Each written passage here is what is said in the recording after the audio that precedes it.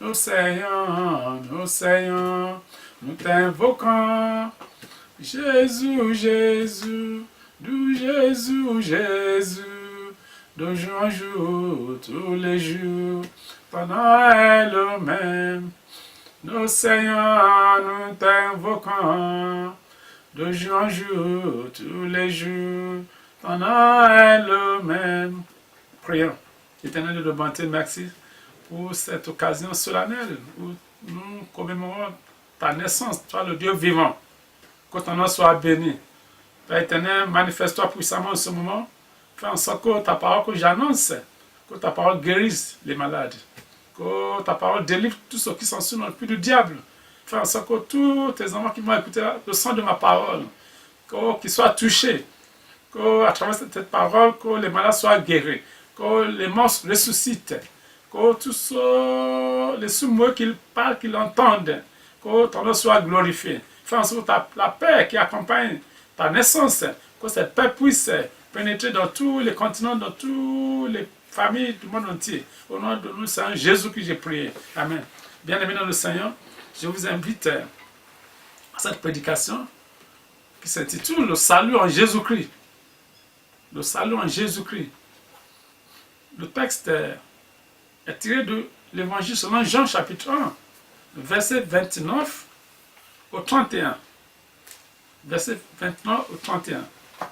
Le lendemain, il vit Jésus venant à lui et il dit: Voici l'agneau de Dieu qui ôte le péché du monde. C'est celui dont j'ai dit: Après moi vient un homme qui m'a précédé, car il était avant moi. Je ne le connaissais pas, mais c'est afin qu'il soit manifesté à Israël que je suis venu baptiser d'eux. Dans le Seigneur, voilà la parole de Dieu. Le témoignage de Jean-Baptiste, le serviteur de Dieu, le prophète de Dieu, dont le Seigneur Jésus parle, dont le Seigneur Jésus fait éloge dans Matthieu chapitre 11, verset 12. Le Seigneur dit de tous les prophètes de l'Ancien Testament, aucun n'est aussi puissant que Jean-Baptiste. Bon, dans son nouvel avènement, Jean même, c'est lui le plus petit. Examinons le texte de témoin de Jean. Le verset 29, le premier verset, nous explique clairement la mission divine de Jésus, loin de Dieu. Jésus, c'est loin de Dieu. Jésus-Christ, c'est Jésus, loin de Dieu. Sa mission est la rédemption de l'homme. La rédemption de l'âme de l'homme.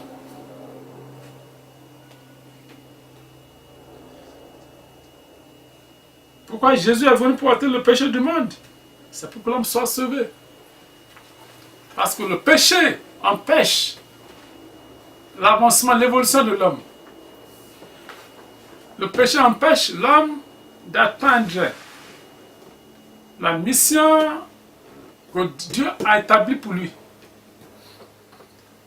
Il faut que l'homme soit sauvé, doit délivrer du péché, pour qu'il puisse hériter du royaume des cieux. Galates chapitre 3, verset 13. Là, on trouve cette parole. Christ nous a racheté la malédiction de la loi, étant devenu malédiction pour nous. Jésus-Christ, il nous a racheté de la malédiction de la loi, étant lui-même devenu malédiction pour nous. Jésus s'est livré à la mort. Il a souffert. Jésus n'a pas connu de péché, mais il est devenu pécheur à cause de nous, à cause des péchés du monde. Il a dû devenir pécheur. Il s'est livré à la mort. On l'a crucifié à cause des péchés du monde, de nos péchés à nous. Et Romains 3 verset 23 nous établit en vérité incontestable. Ça établit le fait que l'homme est pécheur. par sa nature. Car tous ont péché et sont privés de la gloire de Dieu. Et ils sont gratuitement pardonnés, justifiés par sa grâce, par le moyen de la rédemption qui est en Jésus-Christ. Nous tous sommes des pécheurs. À partir du moment où Adam et Ève, ils ont désobéi à Dieu, ils ont préféré écouter la parole de Satan. Le péché est rentré dans le monde. C'est Jésus, le second Adam, qui est venu nous délivrer. C'est lui qui a ôté le péché du monde. C'est à partir du moment où Jésus est venu pour ôter nos péchés que nous ayons l'espoir de pouvoir atteindre le royaume des cieux, de pouvoir atteindre la vie éternelle, que ça soit notre partage tous au nom de Jésus. Le verset 30, on voit dans ce verset 30 que Jésus-Christ est divin. L'agneau de Dieu, qui a été le péché du monde, il est divin, il est Dieu. C'est celui dont j'ai dit, après moi vient un homme qui m'a précédé, car il était avant moi. Oui, il était avant Jean. Jésus existe avant même la création du monde.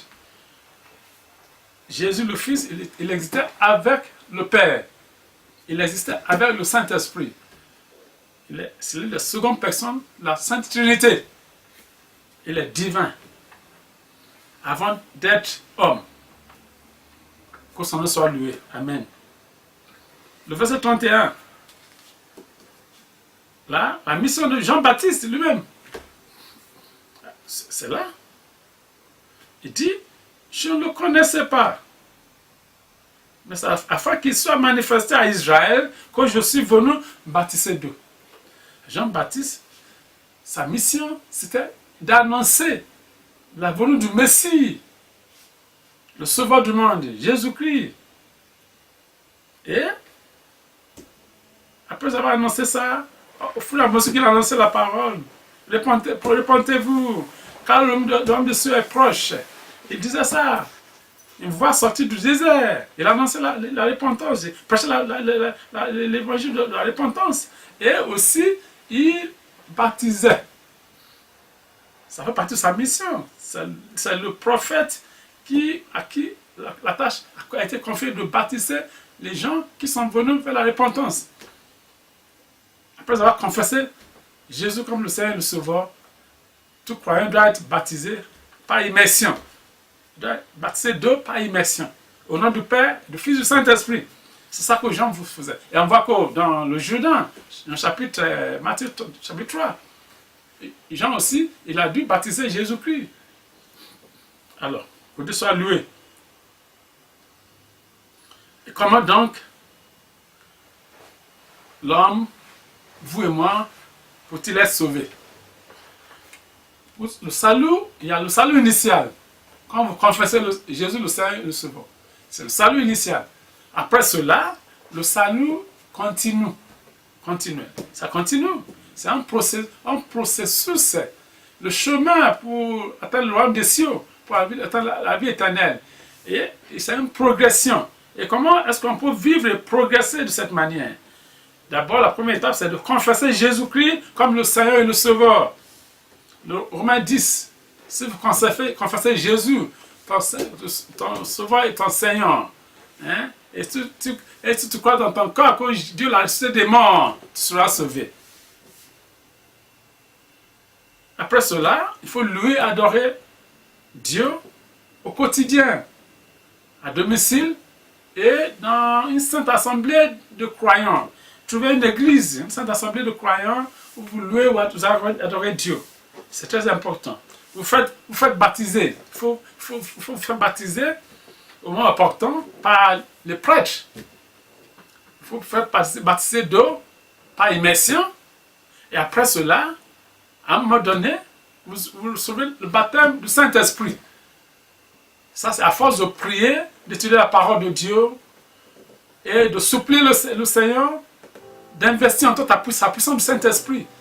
Si tu n'as pas envie, si tu ne pries pas, tu n'aspires pas cela, tu peux ne pas recevoir le baptême du Saint-Esprit.